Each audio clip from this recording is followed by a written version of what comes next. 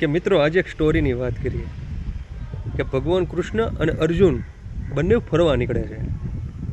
ત્યારે રસ્તામાં એક ભિખારી બેઠો હોય છે. ત્યારે અર્જુન ભિખારીને જોઈને સોનાના સિક્કા આપે છે દાનમાં. તે સિક્કા લઈને ભિખારી બહુ ખુશ થઈ જાય છે, ઘરે જાય છે અને વિચારે છે કે આજે મારી ઘરવાળી માટે ઘરેણાં લઈશ, મકાન બનાવીશ, નવા સપનાઓ જોવે છે. ઘરે પહોંચે છે ત્યાં સિક્કા ચોરી થઈ જાય છે. એટલે પાછો બીજા દિવસે ભિખારી બીજા દિવસે પાછો બેસી ગયો ત્યાં. અને બીજા દિવસે પાછા કૃષ્ણ ભગવાન અને અર્જુન બે નીકળે છે. ત્યારે બીજી વાર કૃષ્ણ ભગવાન અને અર્જુનને નીકળ્યાને જોઈ ગયા પાછા ભિખારીને અને પૂછ્યું, એટલે કેમ તું આજે પાછો હતો ને ત્યાં? એ કે મહારાજ, તમે મને જે સિક્કા આપ્યા ને એ મારા રસ્તામાં ચોરી થઈ ગયા. ત્યારે અર્જુન કહે છે કંઈ વાંધો નહીં, ચાલ આજે હું તને એક હીરો આપું છું. ત્યારે હીરો જોઈને તો વધારે ખુશ થઈ જાય છે ભિખારી અને શાંતિથી ધ્યાનથી એ ઘરે જાય છે સાચવીને હીરો, કે કોઈ ચોરી ના કરી જાય. તે એ હીરો લઈને ઘરે જઈને આપણે જે માટલું આવે ને માટલું એમાં મૂકી દે છે અને સાંજે સૂઈ જાય છે. સવારે જ્યારે ઉઠે છે ને ત્યારે હીરો ગાયબ હોય છે. શું કામ? કે સવારે એની વાઈફ જે હતી ને એ પાણી ભરવા નદીએ ગઈ હતી અને એ જ માટલું લઈને ગઈ હતી અને એ માટલામાં જે હીરો હતો ને એ પાણીમાં પડી ગયો. તો પાછો હતો ને એની ભિખારી થઈ ગયો.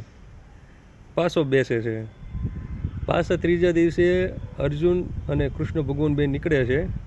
ત્યારે અર્જુને કીધું ભગવાનને કે આ તો હજી આ ભિખારી બેઠો છે પાછો.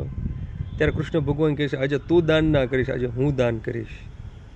ત્યારે બંને ભિખારી પાસે જાય છે અને પૂછે છે, એટલે કેમ આજે આવ?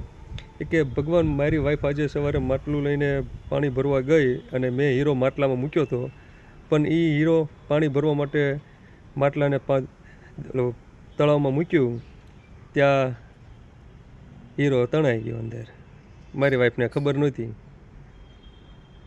તો પછી કૃષ્ણ ભગવાને કીધું કંઈ વાંધો નહીં, લે આ 5 રૂપિયા. કૃષ્ણ ભગવાન 5 રૂપિયા આપે છે અને ભિખારી ઘરે જવા નીકળે છે.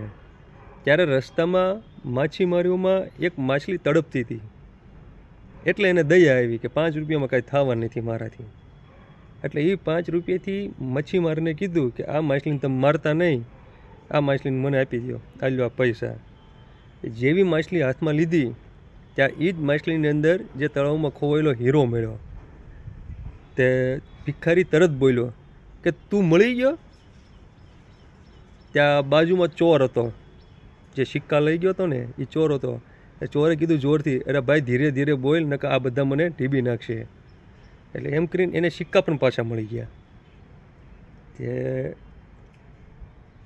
વિચાર કરો મિત્રો કે અત્યાર સુધી એને પોતાનો સ્વાર્થ જોયો. સોનાના સિક્કા આપ્યા તો એને એના સપના જોયા, હીરો આપ્યો તો પણ એને એનો વિચાર કર્યો. કે કહેવાનો ભાવાર્થ એ છે કે ભગવાન આપણને જે કંઈ આપે ને એ આપણે પોતાના સ્વાર્થથી નહીં પણ બીજાની મદદ માટે આપણે યુઝ કરીએ ને તો ક્યારે આપણે ખૂટતું નથી. બાકી આપેલા ભંડાર પણ આપણા ખૂટી જાય છે પોતાના સ્વાર્થ પર ખાતર વાપરીએ ને કોઈ પણ જગ્યાએ. એટલે કૃષ્ણ ભગવાને આ સ્ટોરીની અંદર એક જ વાત સમજાવીએ છે કે આપણી પાસે જે બી કાંઈ છે, જે બી કંઈ વસ્તુ છે, પૈસા છે, ધન દોલત છે, માલ મિલકત છે, પોતાના સ્વાર્થ માત્ર ક્યારેય નહીં ખર્ચ કરવાની. બીજાની મદદ માટે યુઝ કરજો. ભગવાન તમને 7 પેઢી સુધી નહીં પણ 14 પેઢી સુધી તમને ખૂટવા નહીં દે. રાધે રાધે, જય શ્રી કૃષ્ણ.